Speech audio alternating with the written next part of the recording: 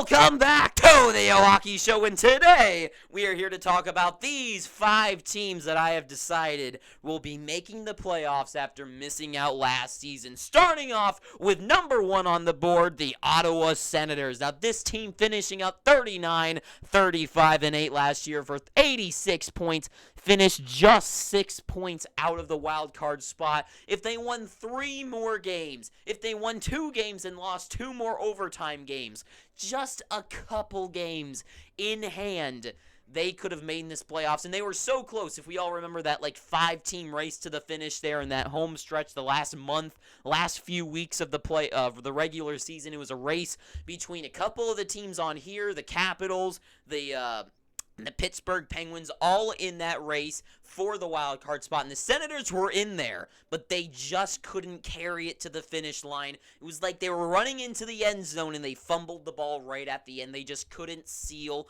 the deal. So the Senators look primed this year for a couple of good reasons. For one, Jacob Chikrin will be in the lineup for the entire season. Last year, and for the last little while, I have never really been the biggest fan of the Senators' defense. Shabbat was the only guy I really liked. Last year, Jake Sanderson, had a great rookie season, so I like that he's now in there, and he's now had his rookie year to really grow into his spot and understand the NHL way of life.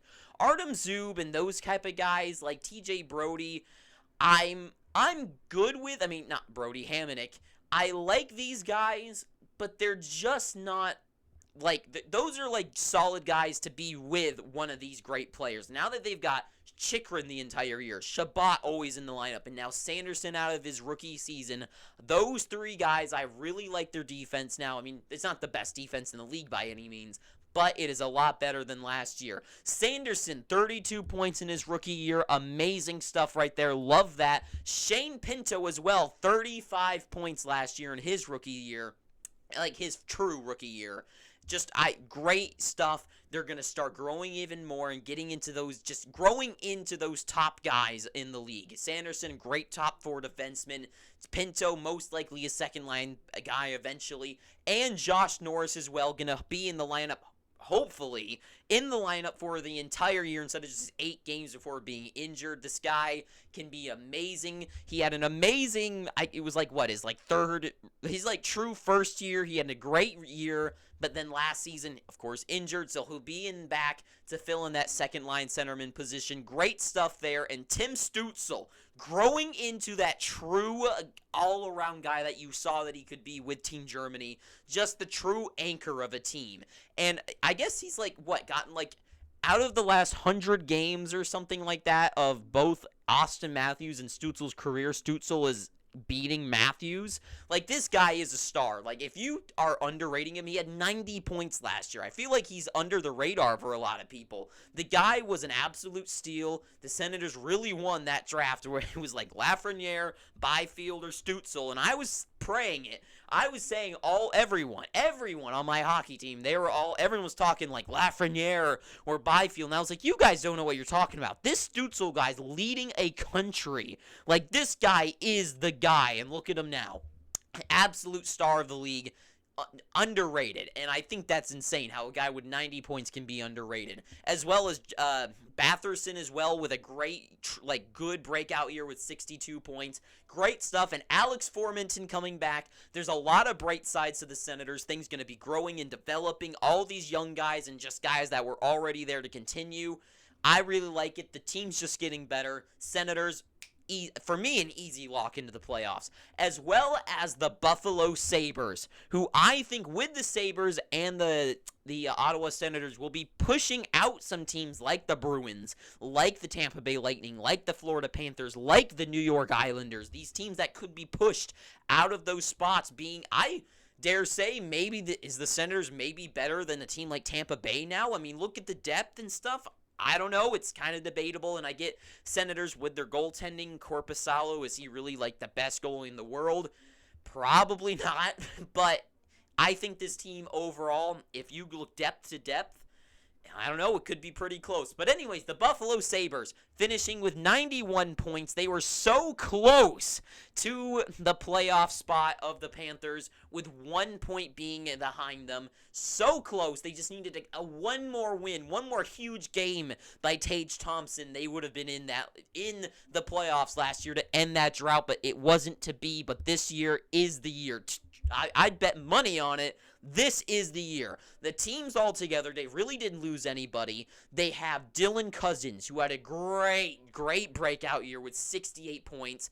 But J.J. Peterka, the guy at 32 points, not amazing, but it's his rookie season. Rookie season, playing on like third-line minutes. The guy's just going to keep growing, including guys like Owen Power, 35 points last year. He got off to a really slow start. If you guys remember, there's a lot of jokes of the guy being like, they were like, his numbers were all like 0. He was like a 0 plus minus. He had like 0 hits, 0 shots, but he was also like, he zeros everything, and it was like, does this guy even do anything? But he really started to light it up. 35 points for a rookie defenseman is highly respectable.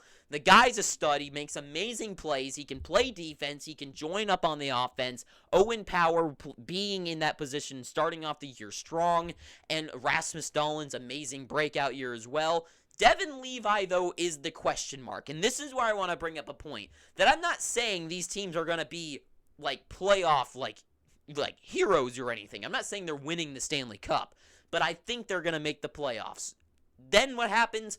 I don't know. For the Sabres, they definitely need a lot of work. Devin Levi, the biggest issue for the Sabres last year is they were one of the top teams in goal scoring, but they could not keep the puck out of the net. I mean, what do you expect when you got Craig Anderson in net for you? Like, defense was absolutely abysmal, and this year with some of their guys stepping up and getting in, like Dahlin and Samuelson and Power now, adding Connor Clifton and Eric Johnson, I think they've added a lot of better defensive guys to the lineup that will make things better, as well as guys like Jack Quinn, who's injured now and he probably won't be able to start the year, but eventually get back in the lineup as well. The team's got a lot of upside, a lot of good things going for them, but they definitely need some more work. For me, the Sabres, I've already talked about them, but I think they're the number one team that I say would need a guy like Connor Hellebuck to give Devin Levi that 1 year under the mentorship of Connor Hellebuck, let him get in his 20-30 games being the backup goaltender to Hellebuck, and then Hellebuck can walk, sign wherever he wants, and Devin Levi can take over the net, right? Because I don't think he's going to be ready yet, but guess we'll have to see there. But playoff bound, I think absolutely. Then we head over to kind of the West. I mean, Tennessee's not that far west from Buffalo, but in the Western Conference, 42-32-8 is the record of the Nashville Predators with 92 points, only 3 points out from the Western wild card spot in the West. And that they would be taking up the Winnipeg Jets spot, because in front of them was the Calgary Flames and then Winnipeg. And Calgary seems to be absolutely rotting to pieces right now. Winnipeg is going to be apparently trading away everything, trying to retool the team. And it just seems like Nashville, even though it kind of looks like they're more going for a rebuild phase, is the number one prime team to take over that spot. Because, I mean, all my stickers are back here.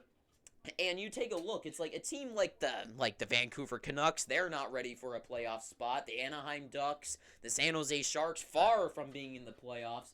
Maybe you could take a team like Chicago and be like, maybe Bedard really is the second coming and he can join the lineup and get 150 points. Probably not going to happen, so probably not going to happen there. And everyone else is kind of a write-off, so the only team that seems good enough and primed to make it in is the Nashville Predators, as well as I really like their odds too, because offense is fine. Defense is what they are known for, right? I mean, Roman Josi. I mean, the whole list goes on and on. McDonough, Barry, Carrier's pretty good. I like Carrier. Dante Fabro's pretty good. Like, I like this team defensively. And goaltending-wise, UC Saros is probably, if he had a couple more inches on his height, the guy would probably be the best goaltender in the league, but being 5'10 goaltender, he's absolutely insanely good.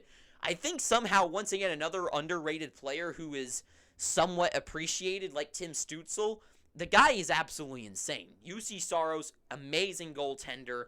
So defensively on that side of things, especially with Barry Trotz being the general manager now, that's fine.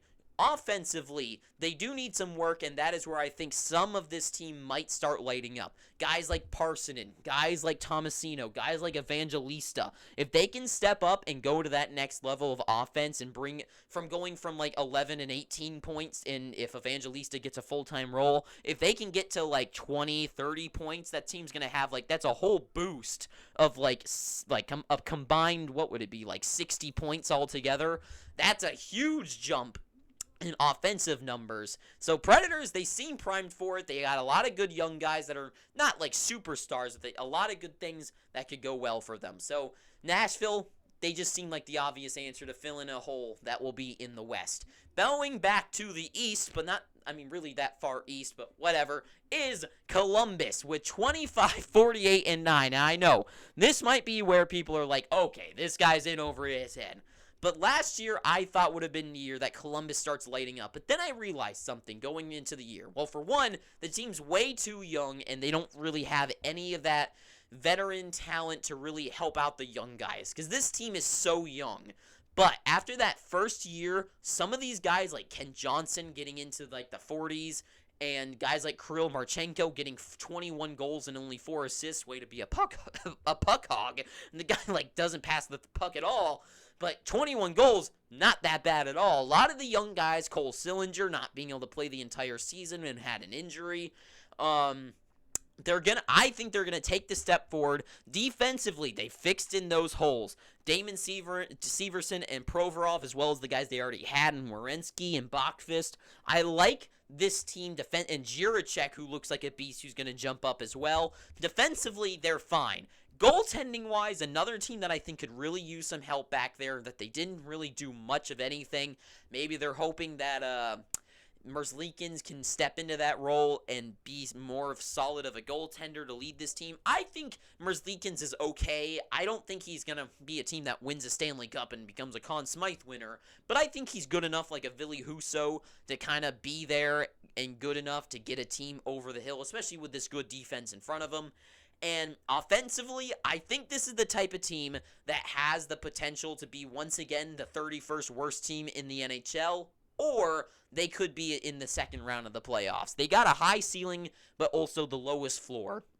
And to me, I'm optimistic. Adding Adam Fantilli and what they already had on this team, I think is the perfect jewel to that crown, right in the centerpiece there that they needed. And I'm sure it won't be this year, but in my eyes, I think I'm optimistic about it. Looking at the other teams, I think with teams like Boston and teams like the Tampa Bay and New York, you never know. One of them might start falling off, and it's a huge opening for a team like Columbus, who's got Johnny Hockey on there, who's a former 100-point guy, and Laine to become like maybe a 40-goal scorer to jump out this year. So for them, I'm optimistic, and I think it could happen.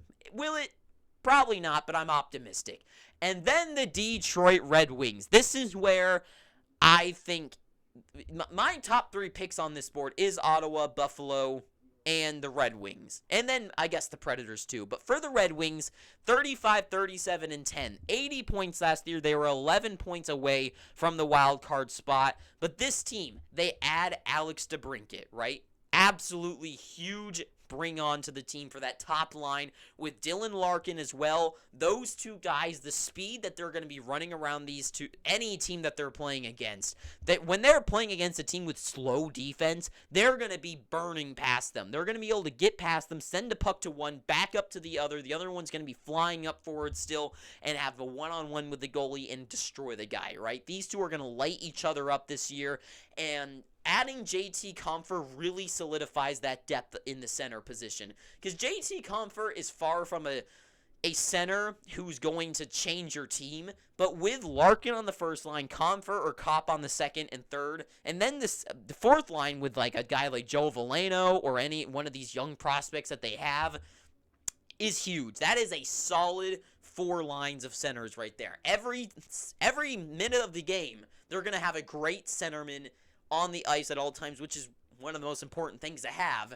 And absolutely huge pickup in JT Compher there, as well as the young guys, as I just said. Evanson going to be coming into the defensive core. Soderblom looks huge. I mean, there's too many names for me to go down. Like, there's such a long list of these guys that the Red Wings have on this team that can fill in the position. The main question is, does a guy like Berggren take that step forward, right? Are they going to take that next step? Will they go to the next level this year than they were this year? That's the big question when it comes to these young guys, and that you don't know until it happens. And to me, these Soderblom with his size, Evanson looking so good defensively, Casper as well if he can make the lineup. And I just really like the Red Wings. Their young guys are great, and they already had such a good core, and the veterans that they added, and kind of veterans.